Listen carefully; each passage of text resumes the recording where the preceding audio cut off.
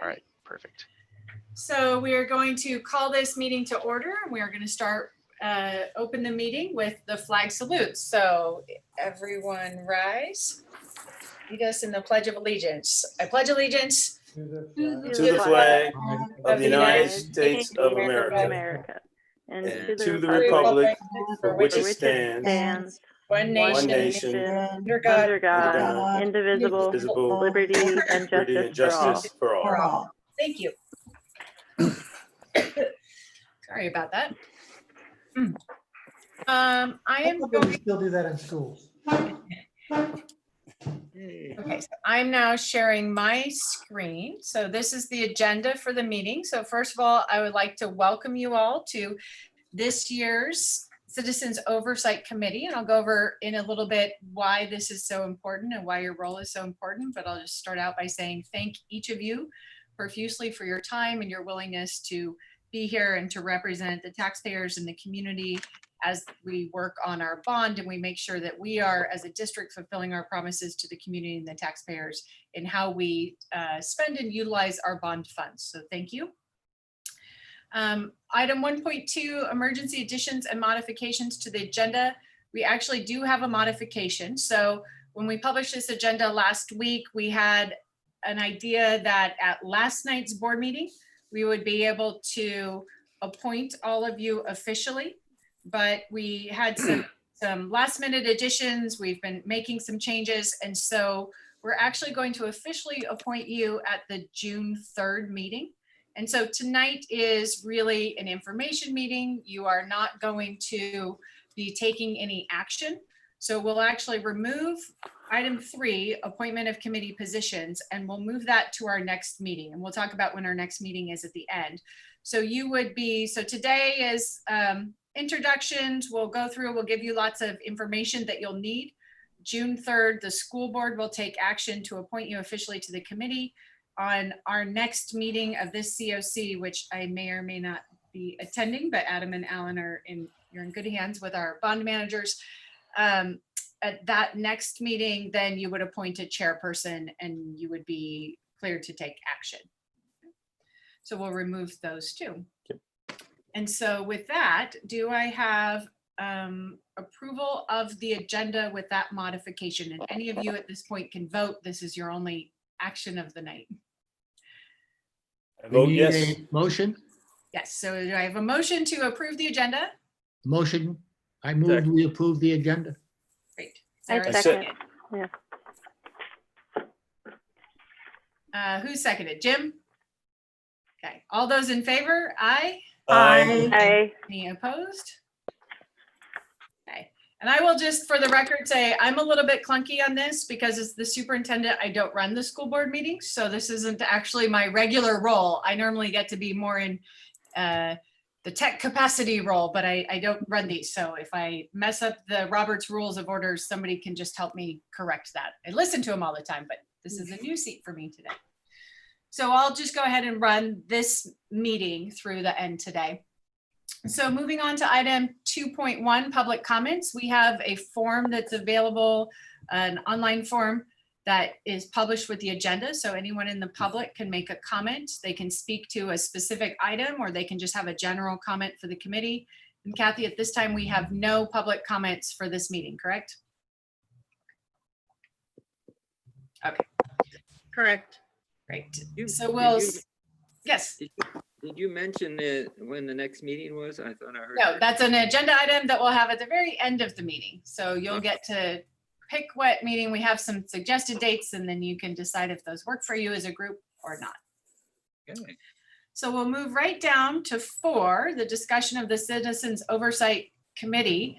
But before I do that, I actually wanted to go through and do introductions. Sorry, that's what I was going to replace number 3 with, but I forgot. So let's go through and do introductions. I'll start. So you'll just say your name and maybe your role in the community that you would like to share with us. So I'm Tiffany Morris. I'm the superintendent here of Ojai Unified School District. And I'll just call on you so we know how to go in order. So Marcy. Hi, I'm Marcy Tosher, and I'm chair of the Ojai Arts Commission. and I'm a member of the Grants Committee for the Ojai Women's Fund. And I'm just interested in serving the community of Ojai. Jim Bailey. Hi, I'm Jim Bailey, and I've been a teacher in Ojai for a while and interested in anything that supports the youth in this community and the schools. Kathy Smith. Hi, I'm the executive assistant to the superintendent of Ojai Unified School District. Have been a student of the Ojai Unified School District as well as all three of my children. Thank you. Bill. I'm Bill Nyers, relatively new member of the Ojai community. We've lived here for about 5 or 6 years. I'm active with Help of Ojai. I've always been interested in public education and thought this was a good opportunity to give back a little to the community. Thank you. Heather. I am Heather Larson, and I have 2 daughters in school at San Antonio Elementary. I have a background in architecture. I have an undergraduate degree in architecture from UC Berkeley and a master's degree in building science. And for the last 15 years, I've run a local government grants to nonprofit housing program and done a lot of work in the building sector. And yeah, just excited to hear more about, the infrastructure projects. Thank you. Great. I'm glad somebody's excited about the infrastructure projects because those aren't always everyone's favorite to talk about. Right up my alley. Sometimes people just want to talk about the cafeteria. Kate.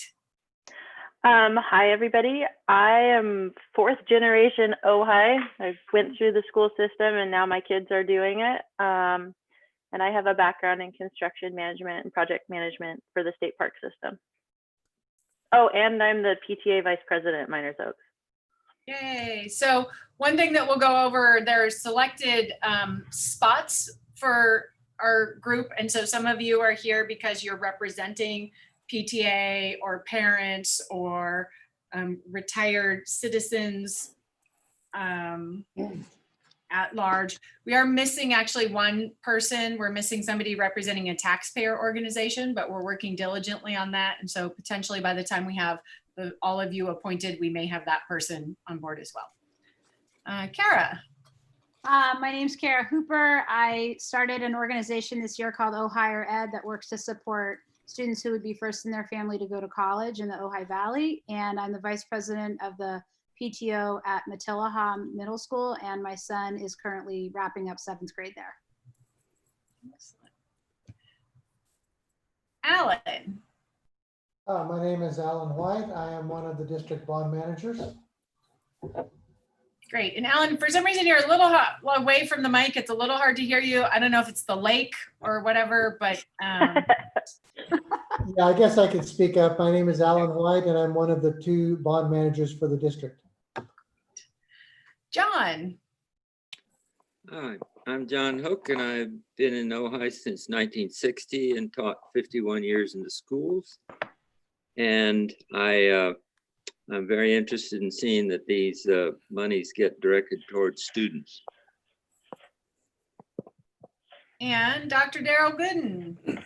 Hi, can you hear me okay? I'm Darrell.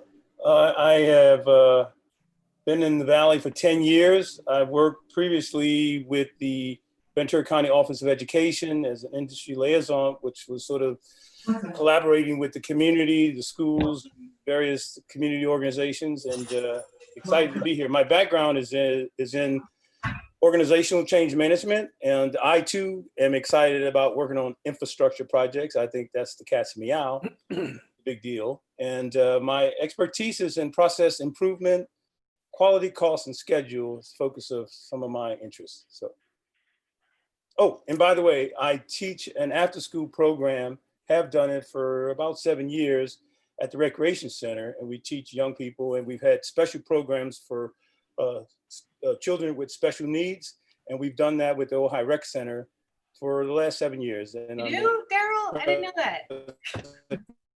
Nice. Right. Yeah, we yeah. should talk. Yeah. We teach Kung Fu and Tai Chi. We should definitely talk. That's really the passion. All right, Adam. Adam Dudder. I'm one of the other bond managers for Ojai Unified.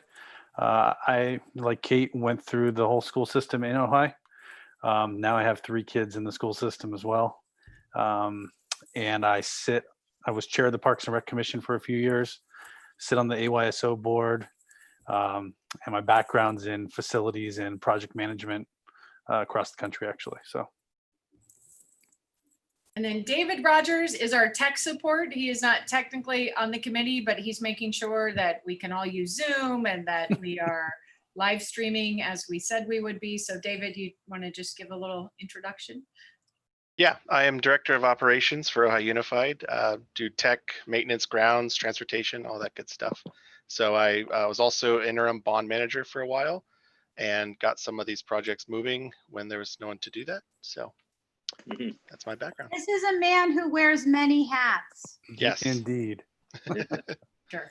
So not just tech support, but so moving back to our agenda, we're now on item 4 or area 4. So our first is a discussion of the committee policies and procedures. And the way that this agenda works in this program called Boardable is you can click on it and you can see any of the policies and procedures. I have a PowerPoint that came from our attorneys, so I will apologize in advance for its lots of words and being not very interesting, but I want to go through the attorney's PowerPoint on kind of what our role here is today. And I will be quick. And I told our attorney, I highlighted the parts that are not boring. And he said, which parts are those? And I said, yeah, there were a few. But let me try and make this. You can see this PowerPoint? Yes. Yeah. Yes. Great. Just have to start the slideshow. So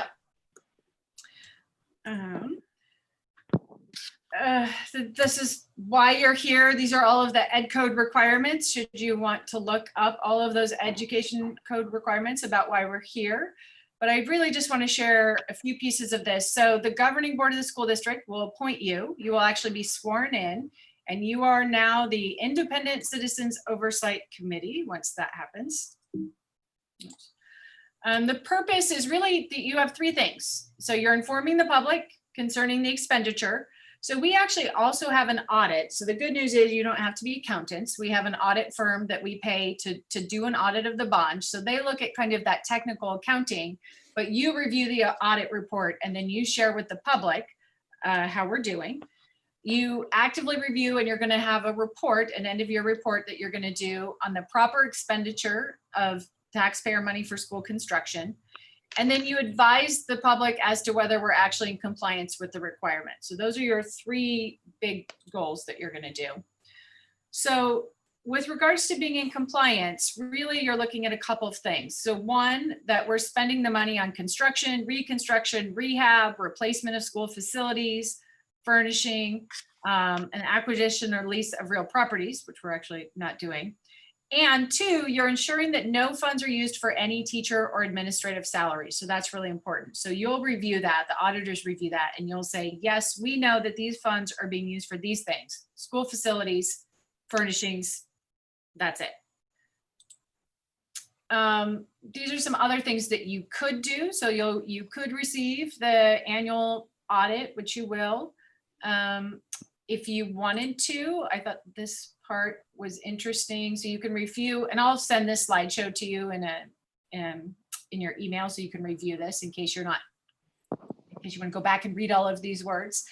You can look at, if you wanted to, cost savings measures. So as a group, you could say, you know what, we really want to look at any of these particular things, professional fees, site preparation.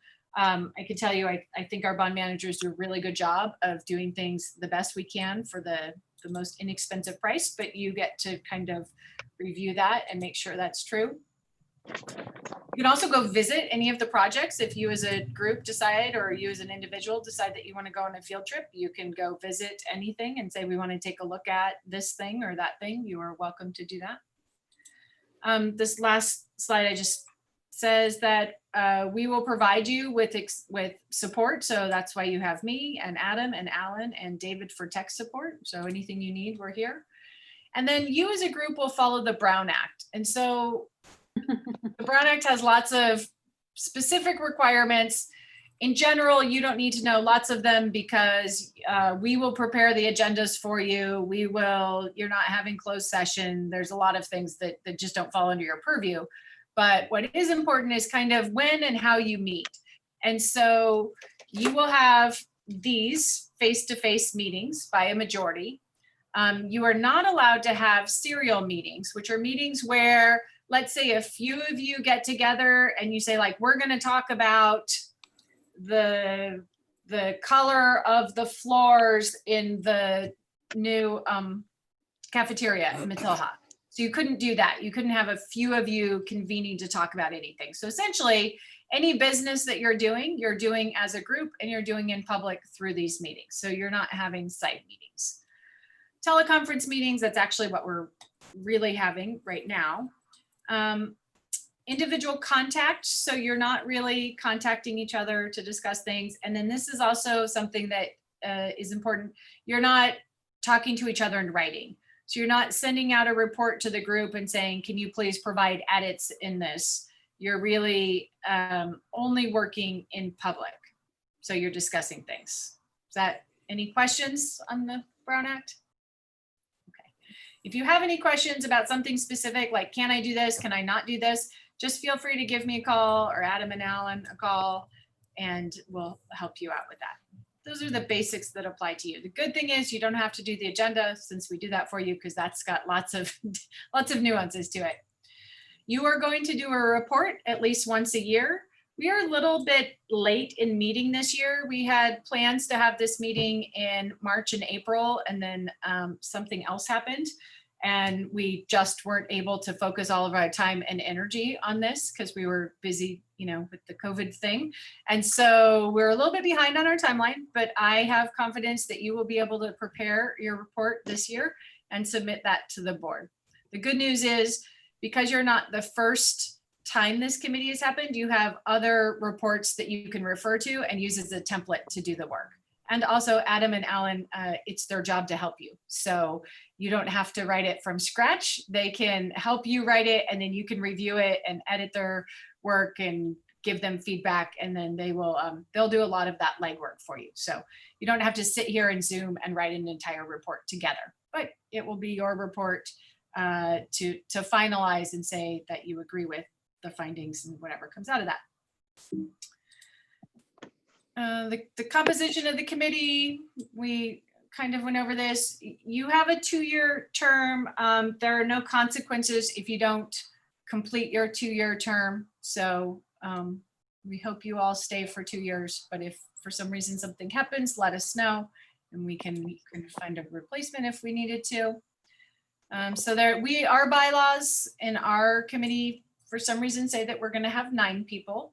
And so we're really close. I think we're at 8. We're missing 1 tonight, and then the 1 taxpayer organization. So we're really close to having a full committee.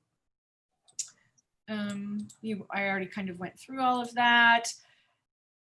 Common pitfalls and concerns. This just is the lawyer slide, but essentially avoiding conflicts of interest and the appearance of conflicts of interest. You were, as you went through your list, there's no one that has a conflict of interest that's apparent.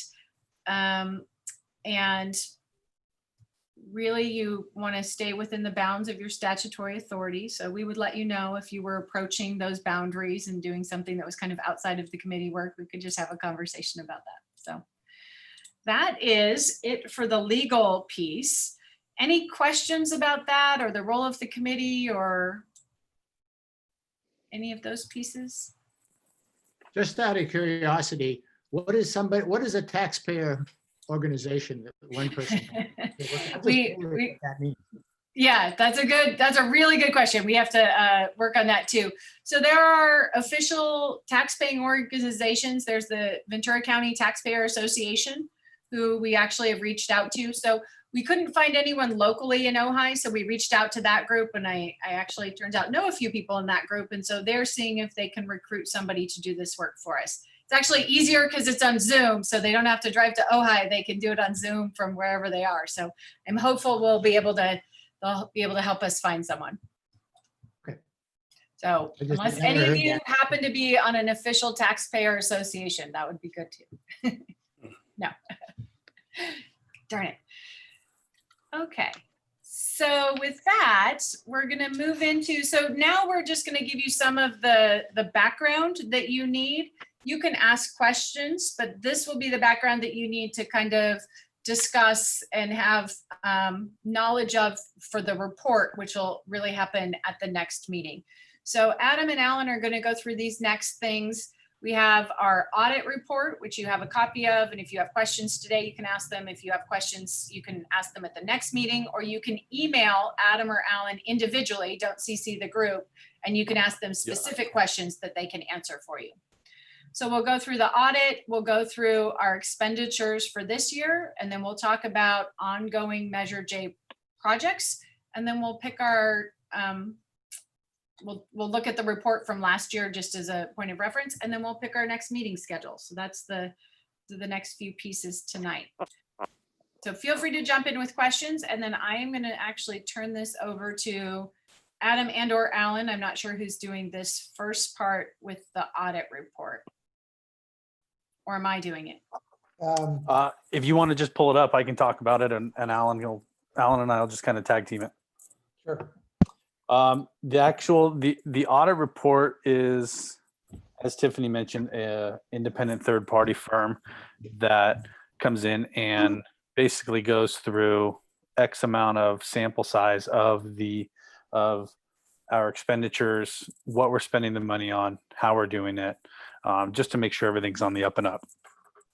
And if we can really dive in at some point if everybody really wants to.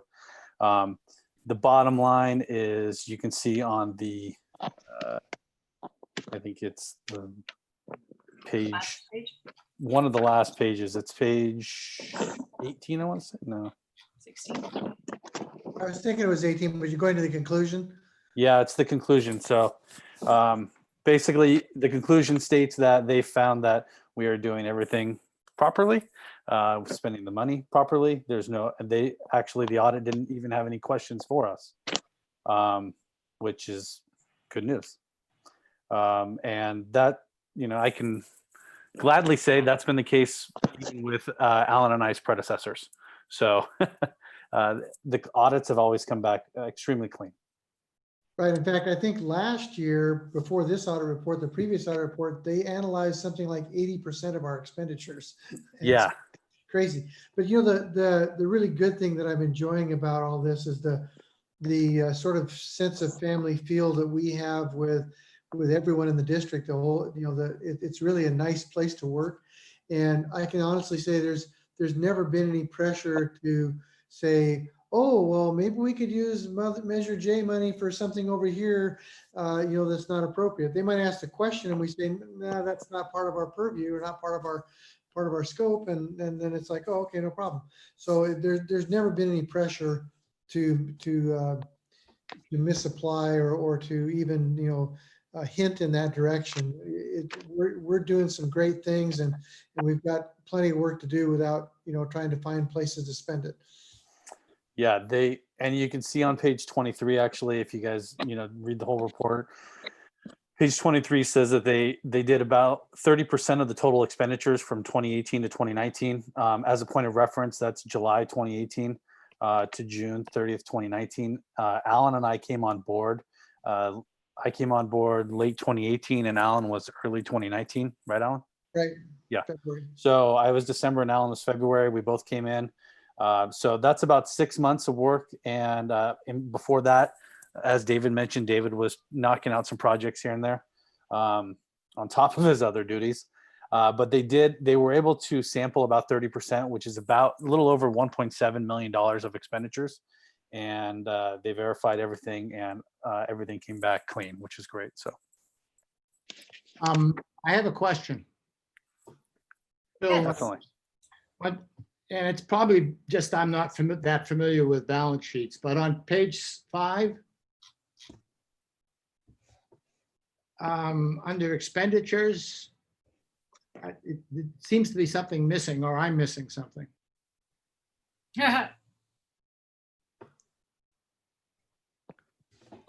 Hold on. There are three items that amount to about, I don't know, $600,000 or $700,000. Then it says total expenditures. Yeah. five. I see what you mean. No, that is not you. That it seems like there is something missing. I'm glad it's not me. The- Let me just do Hold on. something really quick. Maybe.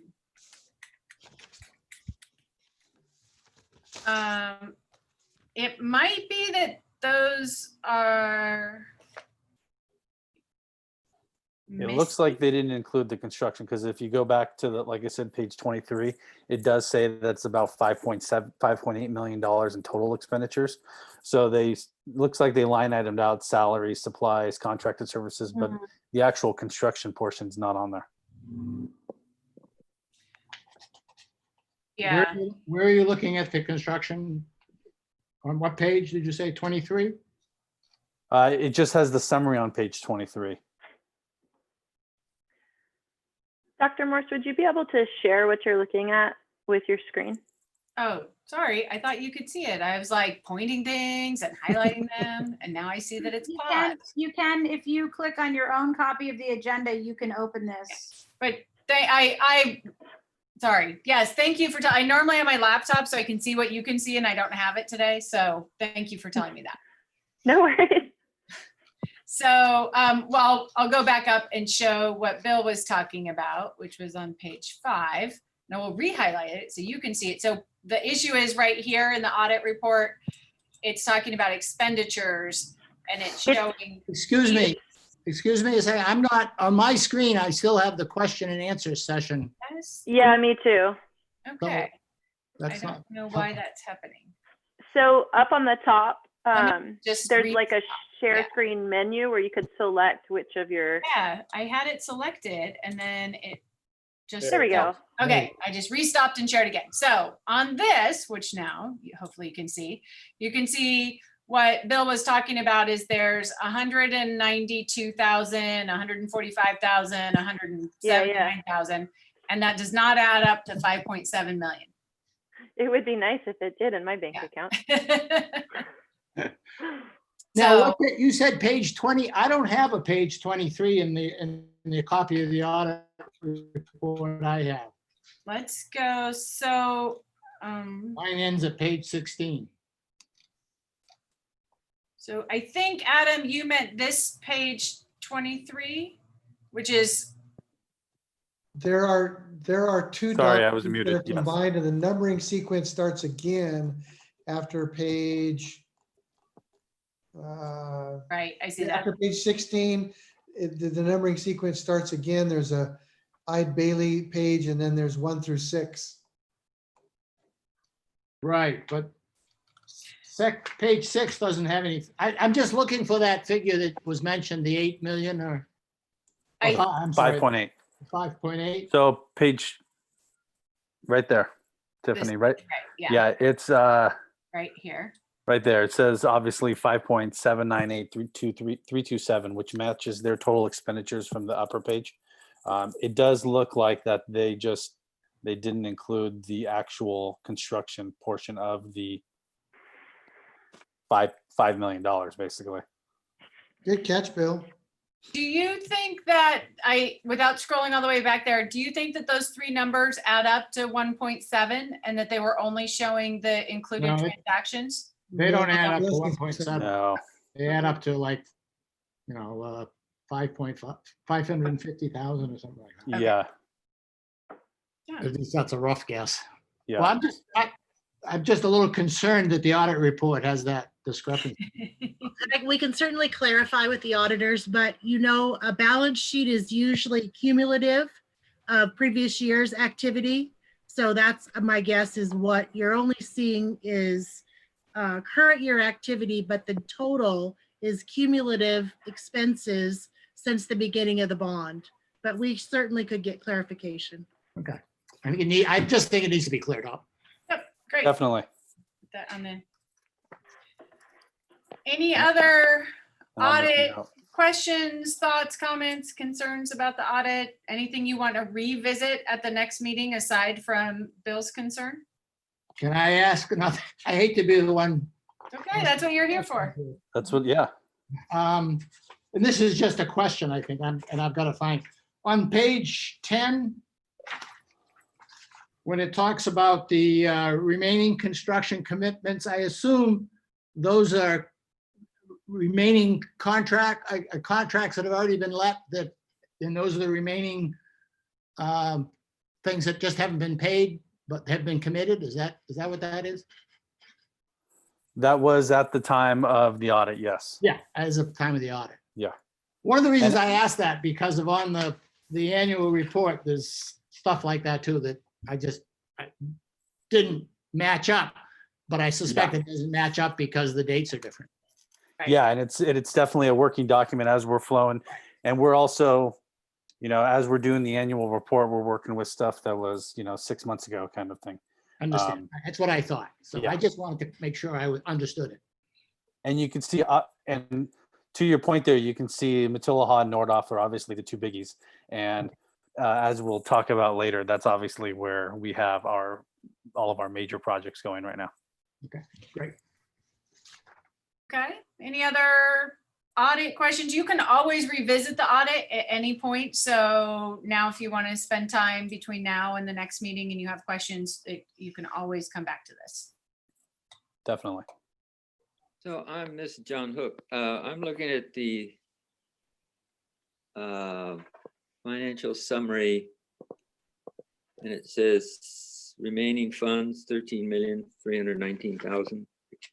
Is that this item or the next item, just to clarify? I mean, on the agenda? Yeah, because we also have, Report. so we have the audit report, and then we have the Measure J expenditures. Are you looking at the audit or the Measure J expenditures? I'm looking at the financial summary, so it must be the remaining funds that available will be expenditures. Okay, I'll wait. Okay, well, actually, we're, I think, ready to move on to that item. Yeah. No more questions? All right. So we'll move on to item 4.3, review of Measure J expenditures and projects from the 1920 school year.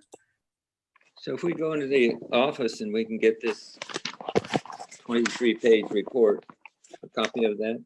Yes.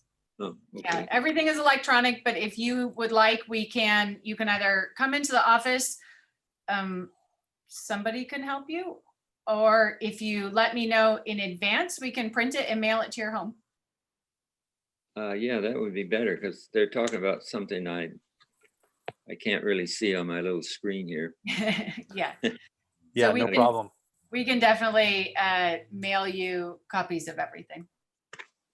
Thank you very much. And so you'll just connect with Kathy Smith to. So the question is, in the 13 million, is all of it allocated already? Is it like a reserve fund that's already planned on? Or is this money that's available to think about? So before Alan and I came on board, there was at the initial onset of the bond, there was a needs assessment done. And this kind of encumbered all of the sites, a wish list, and this is kind of how they came up with the initial needs of the bond. In 2018, October of 2018, right before we came on, there was they revisited it because had been a few years. Some stuff was done, some stuff dropped off in terms of it actually being a need. So they came up with new budgets and a new line item for everything, for each campus for that matter. Alan and I then redid it again last year, this past December, actually December of 19, we redid it with updated numbers. So to answer your question, there is a reserve of a little over $1 million, let's say, that is not accounted for due to various reasons. But before we came on, that was one of the desires of the COC committee as well as the board to not obviously have every single dollar allocated in the Measure J fund. Yeah, and I want to just clarify, it's not that it's not accounted for, it's unallocated. Yes. But we know where it is. So part of the conscious thinking around that is, construction costs change over time. We may have a large project like the gym or the cafeteria that we think is going to cost a certain amount. And so really, until we get those large projects done that could have overage or could have significant costs, we wanted to have a cushion that would be available. And once those large projects are done, the smaller projects are going to have obviously much less potential for overruns. So we could then start allocating those funds to projects. Okay. As we get And to it. when was this passed again? When did Measure J pass? 2014. 2014. 6 years ago already. Wow. Okay. Yeah. So you can see how it obviously needed to be redone a few years ago in 2018, and which is nice because it kind of gave Alan and I a starting point for the important projects, as well as us being able to kind of refine the scope of a lot of them. Yeah. I also wanted to, on this page, I'll just talk about a couple of things. So the COI and the underwriter fees. So we have bonds come in a series, and we get to decide when we want to sell those series of bonds. So we had our third series of bonds. Interest rates were at historic low, which was great for us. So we actually just sold our last series of bonds. I don't know what month it was because they all run together now, but recently in November. December? Yeah, November. Okay, good. So when we do that, there's always a cost to do that because we have, a company that does that and takes some percentage of fees. But we saved a considerable amount of money from what would have been projected because we got a really, really good interest rate. So that was good. And we decided to just sell them at that time. We didn't know that interest rates could go any lower, although it turns out they have a little bit, but we still got one of the better rates. When you go through that series of selling bonds, they go back and they rate your credit. So we had a great credit rating, A minus, I think. And so for our size and what we're doing, and they look at all of this as well to determine that credit rating and kind of how have we done with the bond, what do our audits look like, all of that kind of stuff. So that is the last time that we would see that COI and underwriter fees. A couple of other things you might think, why do you have advertising in the bond budget? We pay for advertising because we have to advertise certain jobs in certain ways. And so bids, things like that are advertising fees. Correct. Which also I think is the tie to communication there. Any other questions about any of these particular expenditures that we could either answer now or come back and answer for you? And this document is actually in every school board meeting agenda as well, as part of the Measure J update. So it's constantly updated as well every single month. I have a couple of questions. I think I know the answer to the first one. There's an item in there for in-house bond manager, and I assume those are salaries and. Yes, salaries and benefits. Correct? Mm-hmm. Is that correct? Yeah, for both Adam and Alan. Obviously, the legislation talks about not paying salaries. But I assume that because this is part of the construction that's okay. I assume. Right. And so that language that I shared with you specifically, let me pull that up because I highlighted it. It says ensuring that no funds are used for any teacher or administrative salaries or other school operating expenses. So we can pay for administration of the bond. We're just not paying for any teacher or administrator, meaning like me or principal, things Right, like I that. understand. So the administrative, okay, has that been litigated or anything? Do we know? Or, I mean, that's clearly the case? Yeah, all bonds pay for a bond manager. Okay, Yeah. and then all these salaries. So again, I'm just asking questions. Yeah, no, that's what you're because here I for. don't know anything about this. So the bond managers, two of whom we have with us tonight, is that their only duties to Yes. manage the bonds? Correct. Yes. Okay, that makes sense. My- Okay, My understanding too from a previous conversation with someone who was on this committee is that initially, and please, Tiffany or Adam, correct me if this is incorrect information, but that a lot of these bonds, when schools do this, they could have, the reason it says in-house is because you can bring like a consultant in to do this work, and it's often more expensive than running it in-house. And so that decision allowed for us to maximize the money more by doing it this way. Thank you. Thank you. Correct.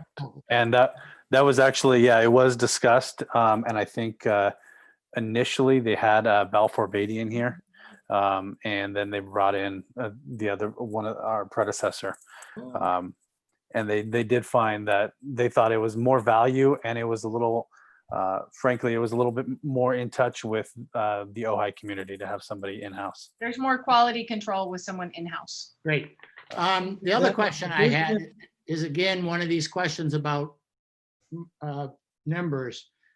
The total expenditures on the page that we're looking at is 7,721,000, and then on the reverse side, the total expenditures are 7,784. That's very close, but I'm curious, is there a reason for the discrepancy? It's probably the time. Oh, go ahead. I was just saying, it's probably a timing thing, but we could look into that. So the other thing I wanted to mention about the bond managers is, and I just told my wife this morning, my job is to make sure that I'm saving the district more money than it costs them for my salary. Yeah. And I think that Adam and I have both been pretty successful at doing that. As we run into construction issues, there's always multiple ways of doing things, and people are fond of change orders, but we're not. And so we're trying to find a different way to skin the cat. Yeah, please don't interpret my questions as being critical of anything. I just didn't know anything about it, and I'm trying to learn. No, it's perfect. Thank you. So I have a question.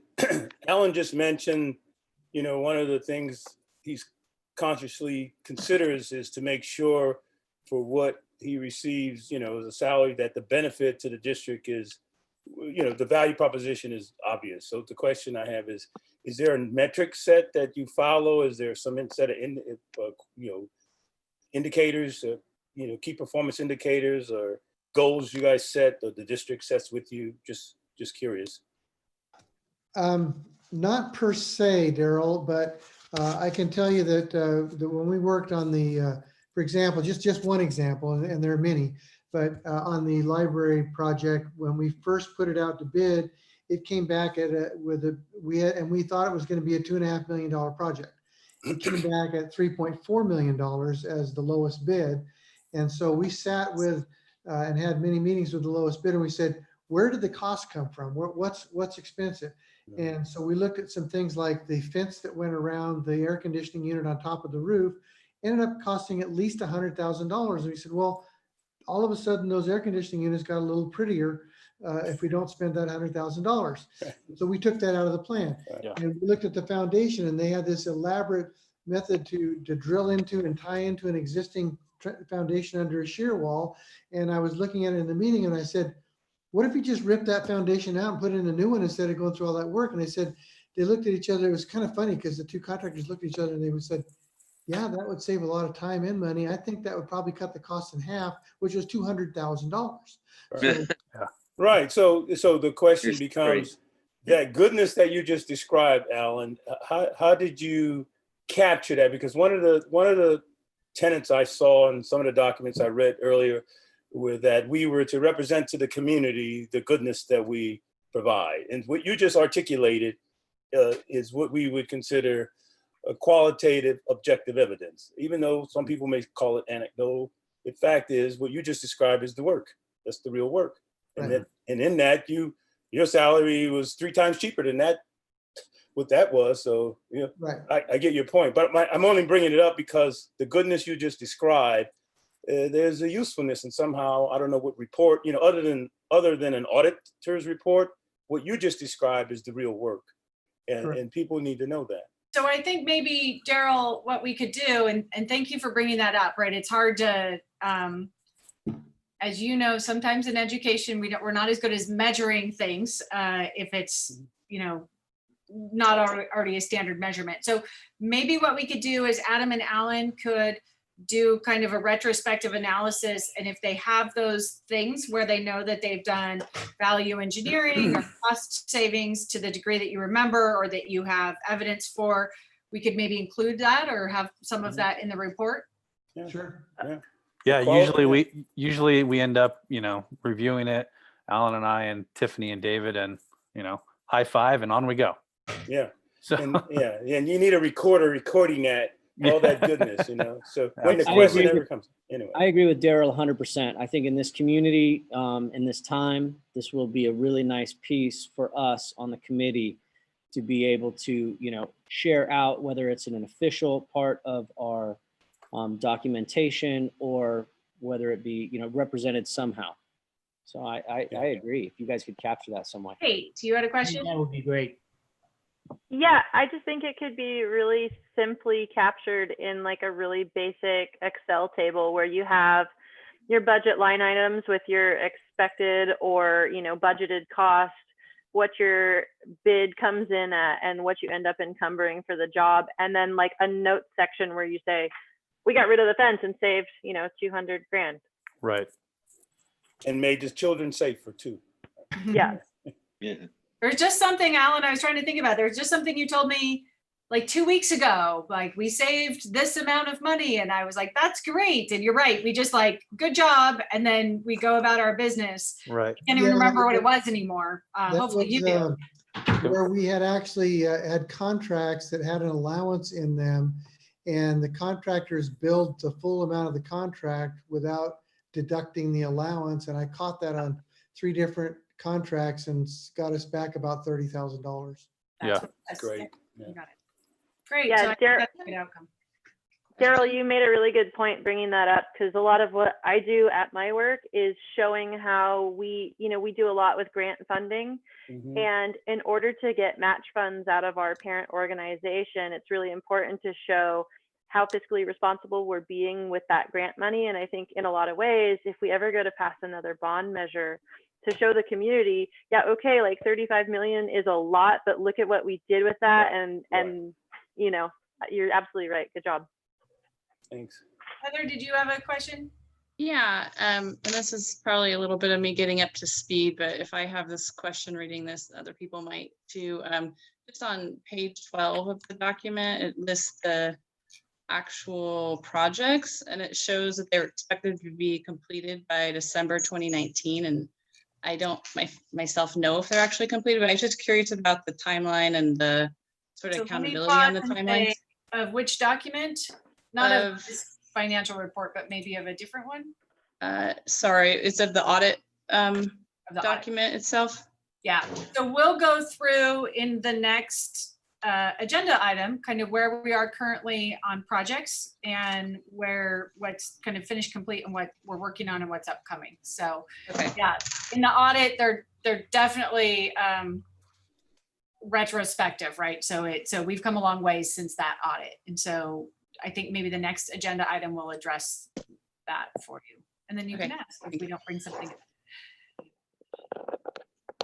Any other questions on the Measure J financial report?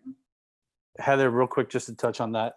Part of what that is that the auditors just ask, hey, what are you working on right now that you think is going to be done by December? And so that we can give them some numbers as to, we're working on the flooring here or the roofing here. And so that's kind of where those numbers come from.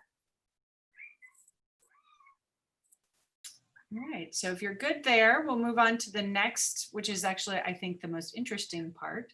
And that would be our review of ongoing Measure J projects. Actually, I don't have any slides, so. Yay.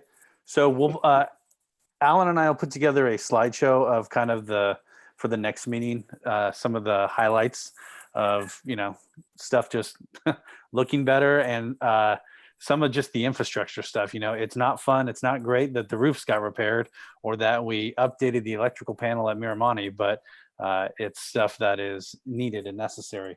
So just to touch on a couple of the highlights from the past, obviously the Matilla Hall locker rooms have been redone. They were, sorely needed, of course. We did blinds throughout the. Can I ask a question about that? Shoot, yes. Sorry to interrupt. when you did the ribbon cutting for that, the windows were still defunct, the skylight windows? Those have been changed out. Okay, awesome. We And also redid the floor in the locker room, so it's now beautiful and red and amazing. yeah, the flooring that was put in, didn't work for a cleanability surface wise. So what we did is we actually went back through and we epoxied the floor with a Matilaha red. It's actually looks like Alan's shirt almost. And so it really pops in the locker room. It looks really good. So some of that'll be in the next slideshow. We did a blue floor actually at the Nordhoff Stadium restrooms recently with a big yellow N. So everybody gets intimidated when they walk in and stuff. And I'll just pause and say, this is a little shift that's happened since I came on board. So I am very interested in a concept called designing for joy, and our schools being places that are joyful for kids, right? They don't have to be boring, gray institutions. And I'll admittedly say I'm probably scarred by my middle school where I taught in Reno, Nevada, that literally looks like a prison off of 395. I had a classroom with no windows and a core, anyways, whatever. Like it was not a joyful place for children at all. And so you can Google, there's a YouTube talk, a great person who talks about designing for joy. And so as we now are looking at projects, we look at them consciously to see, is there a way with little or no additional funds that we can make this joyful, that we can make this a reflection of someplace that kids want to go to. We have a board goal specifically that's about facilities. In our vision for the school district, we have a question in the center about the vision that says, like, my school feels good to be here. So we want, in doing this work with the bond, we really want to take the opportunity to make our facilities someplace where kids want to be. And they like coming to school, and it looks happy, and it looks clean, and it looks nice. So you may notice in some of the projects that we are picking up some of these design elements with a conscious idea to make them fun and joyful for kids. So as we do the library at Nordhoff, like, we picked out rainbow chairs, and they're going to be amazing. And we're really thinking about how we can not necessarily spend more money, but spend more of our time and effort in the design piece. So I just want to share that as kind of a foundational concept that's new to this work that we're doing. Not only is it fun to be there, but it's fun to build it. Yeah. Can I ask one more question about the Matilaha gym? Absolutely. I'm going to pull up some pictures while you're talking, actually. Is the Matilaha gym finished, or is there any plan to Tiffany's point about what it feels like when you walk in, complete the renovation of the entryway or the front windows on the 2 storage rooms, which are mismatched now with the stuff on the locker rooms? That is not on any Measure J list. But as we get further down the line, that could definitely be something that is added as part of that, those funds. But it did not make it on the list, and it didn't make it under the initial scope of the gym project. They were predominantly concentrated on the actual locker rooms themselves. Yeah, I have to say it's kind of a weird thing, having spent a lot of time in that foyer this winter, because with the repainting of the whole gym and the redoing of the light in the windows in the gym, it's quite a contrast, the foyer to the rest of the gym.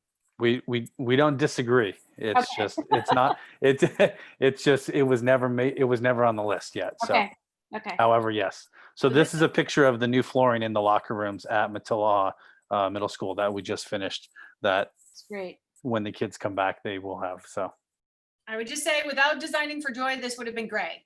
So yes, very. It was great. it was great. Yeah. Yeah, it was great. And then I'll show you also, this is the stadium bathroom with the little inn on it. Let's see if I can find another one.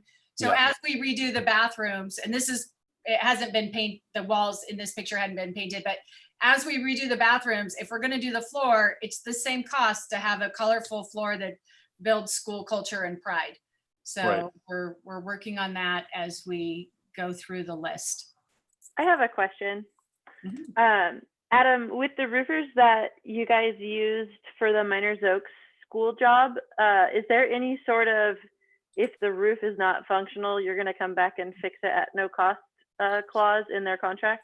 So Garland actually gives us a 30-year warranty, and our warranties, thankfully, actually, it's not with the actual installer. It's with Garland, who supplies the materials. Okay. And so as a district, we have Garland roofs now. We are actually doing the last few roofs of the whole district at Nordhoff right now.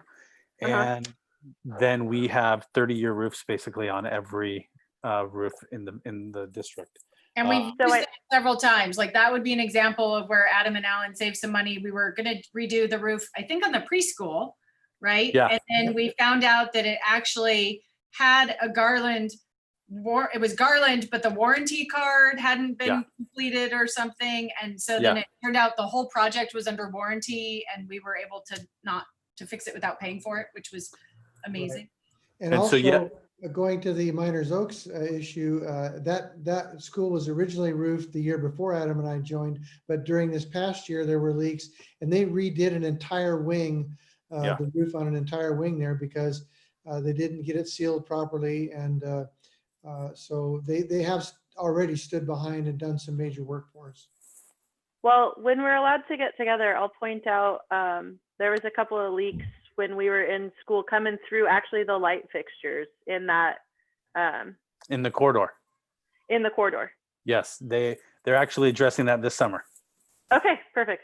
It's because that was another issue we brought up, and they during the last rains. Yeah, I think Principal Dudder had shown us that, and so we actually went out there with Jason and Garland, and Garland's actually bringing a completely different roofing crew, a different company out to fix the problems. Okay.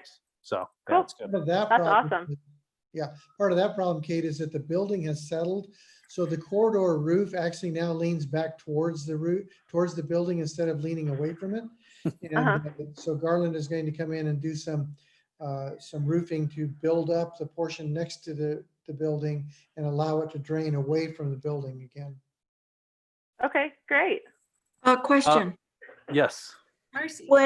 So it sounds like Garland is your go-to, but if you have other roofing projects, do you do competitive bidding? We do not for the materials. We do for the installation, but they do have to be Garland certified installers. The board made the decision a few years ago when they first started doing the roofing to go with Garland product throughout the district. But we do competitive bids on the installation. On the labor part, right. And Absolutely. What kind of warranty do you get? So you get a 30-year materials warranty. What kind of labor installation warranty do you get? What actually happens, Marcy, is that Garland, because the installers are certified and registered with Garland, Garland then as the material supplier provides the 30-year warranty, including any labor associated with that. Okay.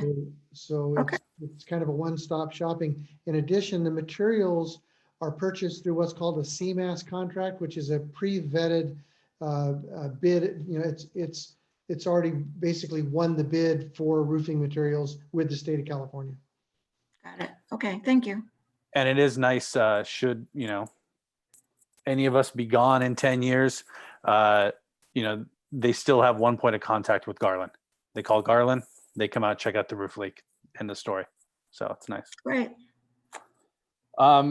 So back to I would say one of the past projects, the projects that have been completed so far, that I would say myself, Alan, and definitely David Rogers, who if he's still listening, can chime in on, is we've been able to close out all the DSA, the outstanding DSA certifications.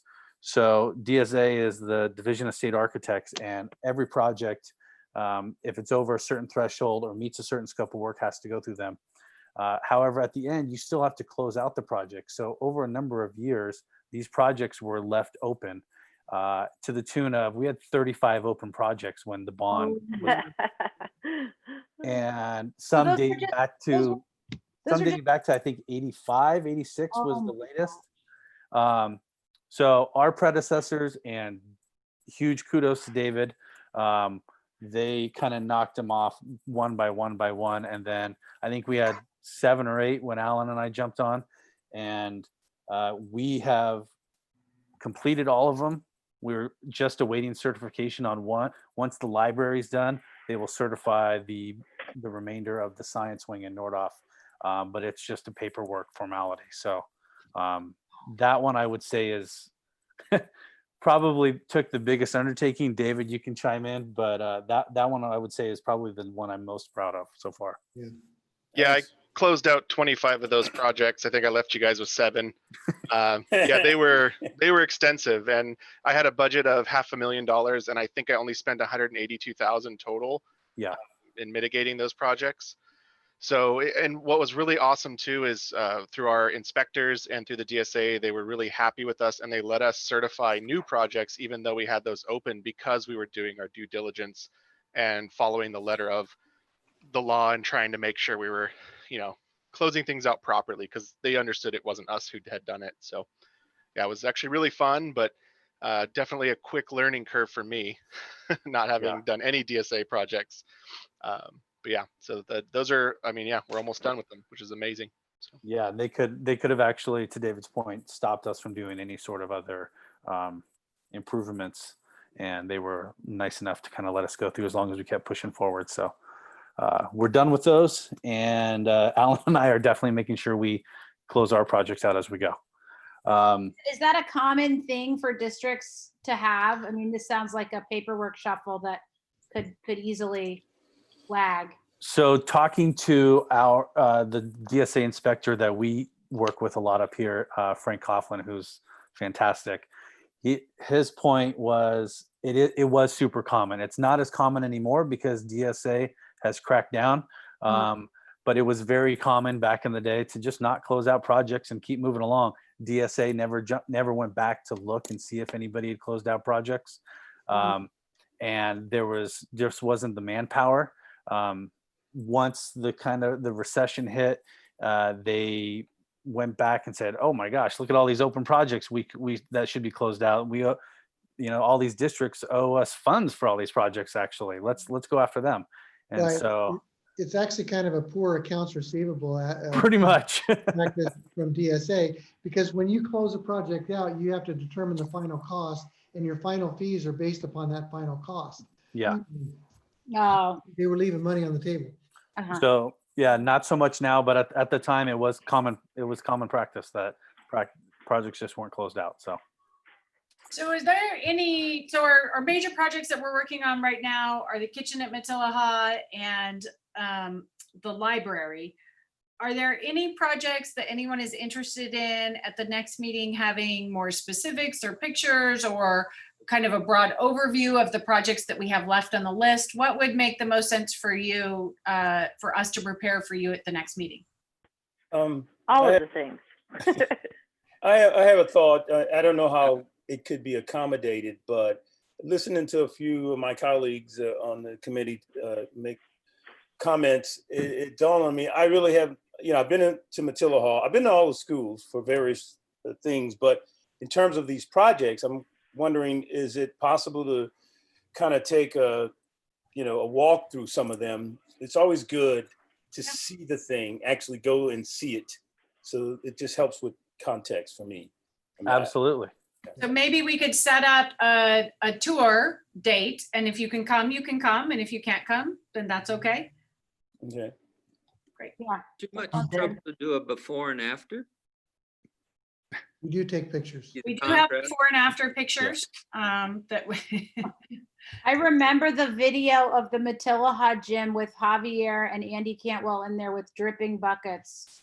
That was the before. It's always good, right?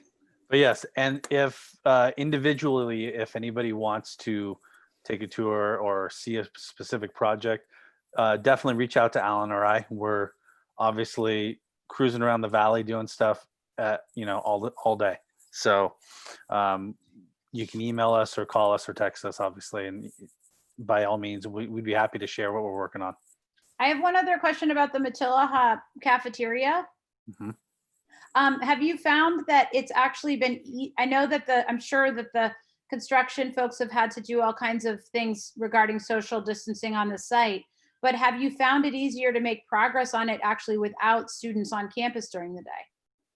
Yes, and also there has been a little bit of an uptick of some of the trades because some of the projects that have been shut down have allowed for additional workforce to be available so that our general contractor can call on his subs, and they're a little bit more responsive than they might have otherwise been. So we're not only getting good quality tradesmen, but we're getting good reactions and good responses from the subs there. So that's been really helpful, actually. The big thing about not having kids on campus is that we don't have to do noise mitigation, right? So it's difficult when you're trying to build something because the teacher next door is inconvenienced for 9 months, right? And the kids are irritated about that. We did a survey of students at Matilaha and Nordhoff, and probably the number one thing that came up at Nordhoff was just finish the quad already, right? Like they were irritated by that constant construction. And we do the best we can, but also, unfortunately, not all projects fit into a summer schedule, right? We can't do everything during that little window of time.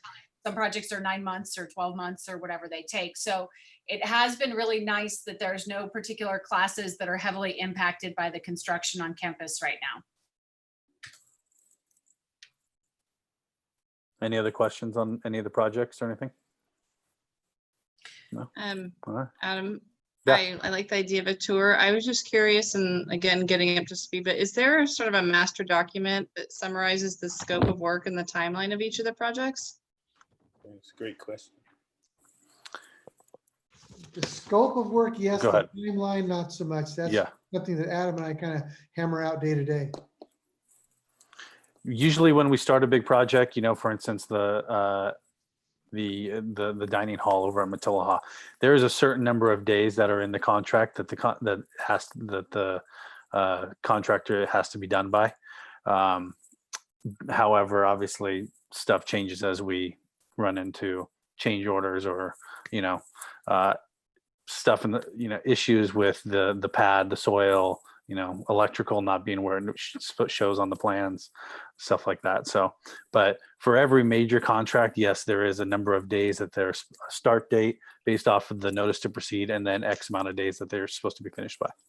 And Heather, we do also have a general timeline. So if you were to say, for example, where's the parking lot at San Antonio is terrible, right? As someone said earlier at the beginning of the school year, me, I was like, this parking lot is terrible. And they would say, well, that's on the schedule for summer of 2020, right? Or 20. So yes, there's a general timeline about when projects might be expected within the general scope. Or if you're a school and you're saying, where's my new air conditioning? We would say, well, we're going to do this school at this time. Or sometimes it's things like we were just discussing flooring yesterday. We have some line items for flooring to replace the flooring. And so now it's a discussion of, well, which school should we do this summer of flooring, right? And then it's kind of this discussion to say, well, this school is having this work done and this work done. What school hasn't had any work done in a little while?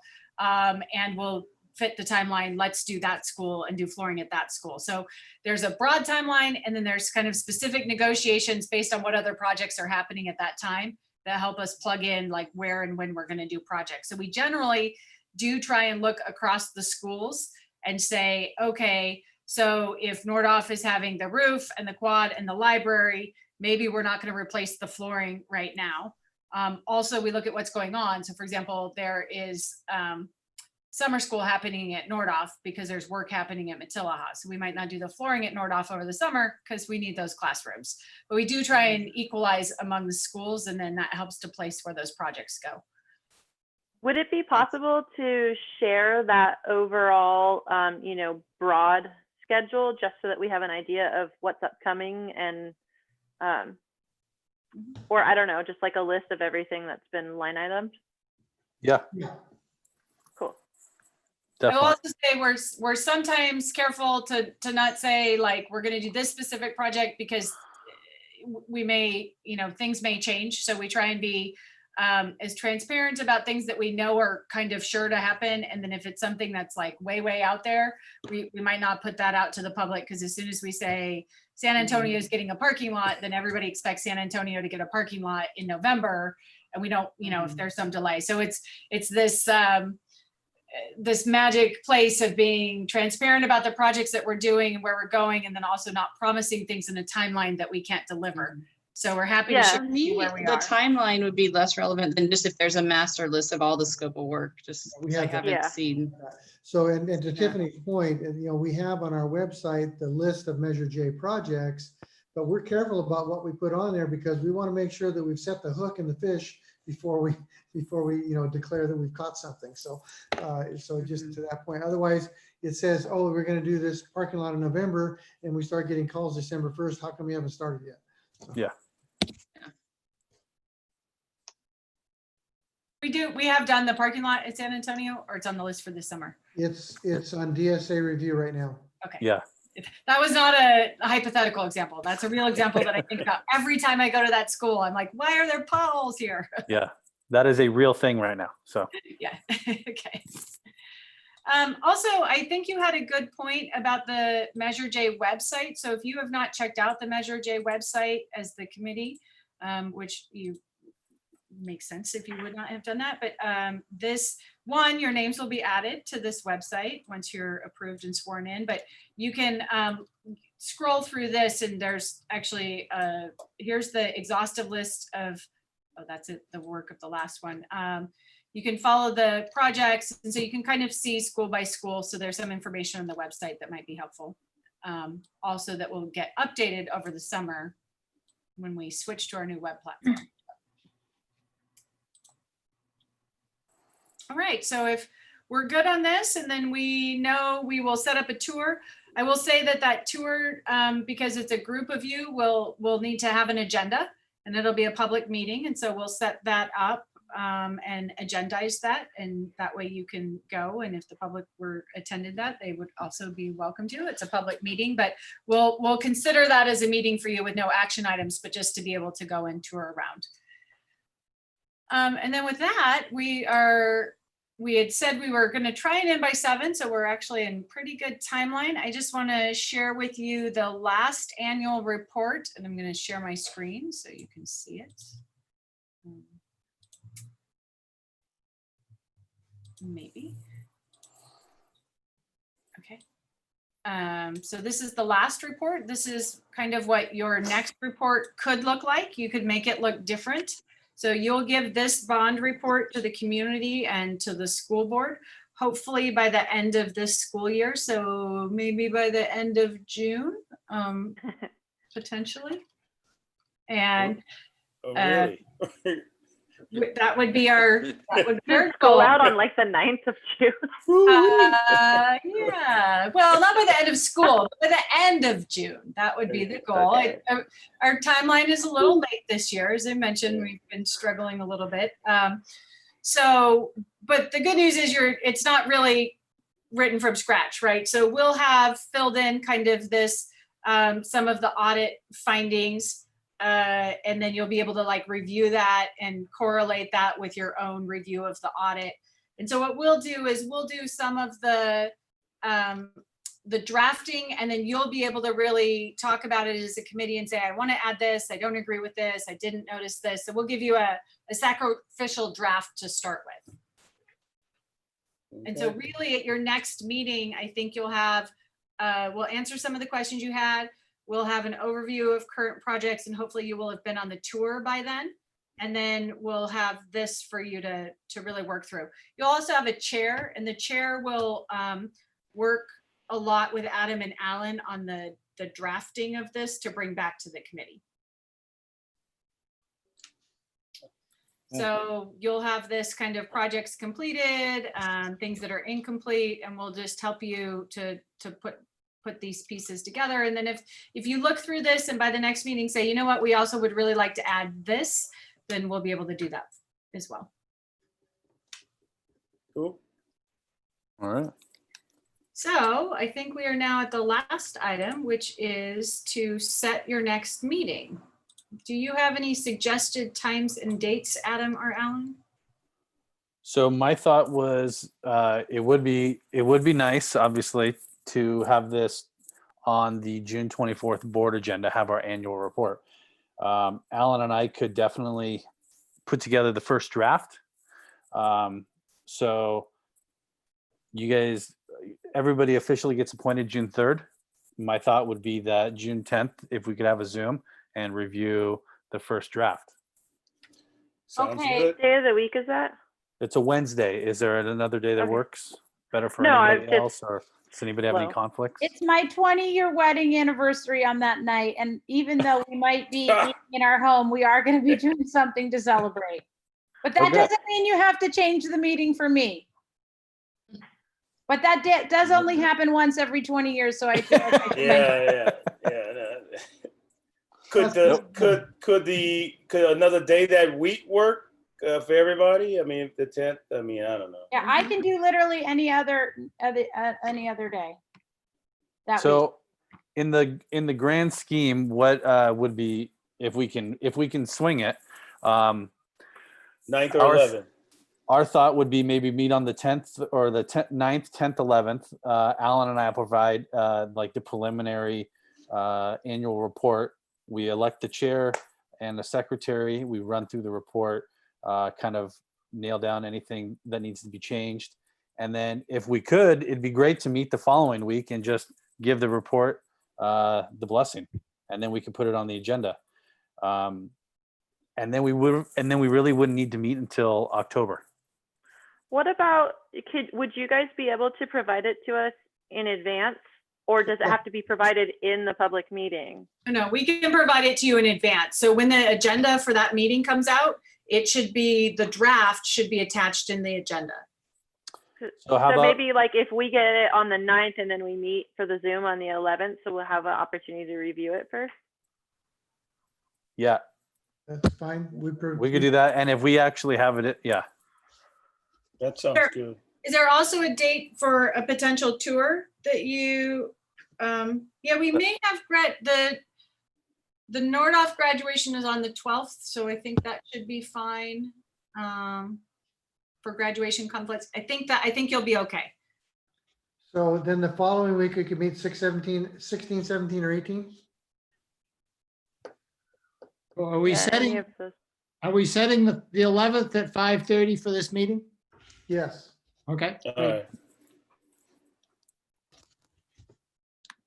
And do you want to see if there's a tour date that might work for everyone? Yeah, is there a day of the week that works best for anybody for morning, afternoon? Well, with the heat, maybe a morning. Yeah, Any day for me except Monday. Yeah, Mondays are bad. Yeah, Yeah. Mondays are bad. Any dates for me? How about a Tuesday? Tuesdays works. Again, it would be optional. If you can't make it, that's okay. And if you can't make it and want to set your own, that's all right too. okay. So a Tuesday? We could meet Tuesday the 9th, and then we could give them the report by person. Yeah, why not? All right. 9th for the tour. Yeah. And a 9th for the tour, and we get our copy. And then, all right. You'll actually have your And- copy the week prior. And we're talking about the morning of the 9th. Right, we're talking Right. about the morning of the 9th to have the tour and get your report. Then we would meet on the 11th as a committee to approve or change or whatever on the report. The report will actually need to go to them on Friday, June 5th. Correct. Oh, okay. Okay. Is it so- likely? Is it likely that this meeting on the 11th, like just not having done this before, that like going through the report, is there a time frame? Like this tonight, we plan to be done by 7, but would we expect that it would take longer than an hour and a half, or no? Probably not. No, Okay. typically not.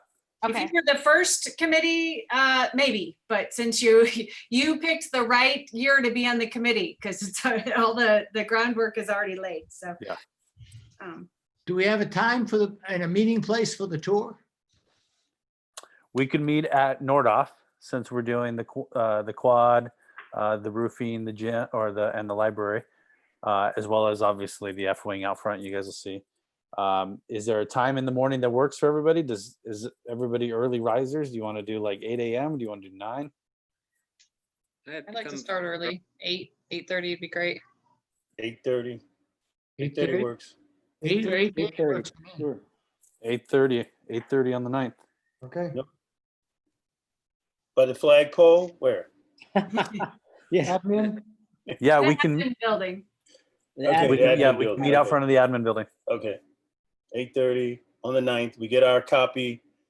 And this is like a little rocking committee here, boy. Phew. Yeah. Bring you'll- your masks and we'll be socially distanced, just Yes. say that. If you need a mask, let me know. I'll have one for you on site.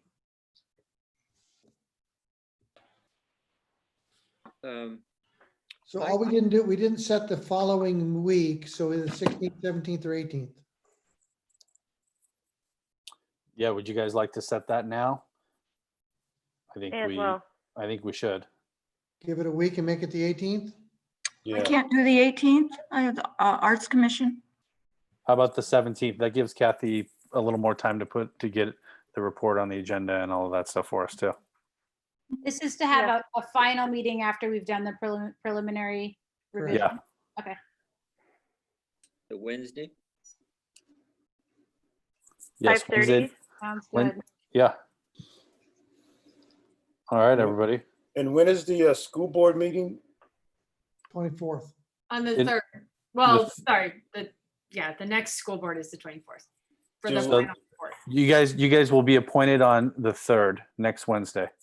We're I'm gonna sorry. be the most efficient people ever, appointed on the 3rd and finalizing the report on the 5th.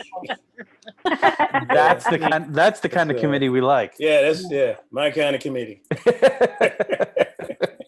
I'm sorry, I missed the date of the next the second meeting, the 17th. 17th at Yeah, 5:30. and I'll say that Kathy Thank will you. send out calendar invites Mm-hmm. to you with a summary of all of this. So if you missed one, you'll get it in email for sure. So Kathy will send out a list of just everyone's names to you so that you can see that, a copy of the PowerPoint that I had, and then a list of the next meeting agenda or next meeting dates. Great. Awesome. Great. All right. And 6:57. Kathy, Chris said he does still plan on joining. He was just had a family emergency. So at least we know he's on board. Thank you. All right. So do I have a motion to adjourn the meeting? So moved. I move. And a second. All right. Good night, Discuss- everyone. Thank you All so right. much for Good your night. welcome. Bye. Everyone. Right. Reach out if you have any questions. Everyone, great. Bye. Bye. Thank you. Kim. Thank you, Darrell. Thank you.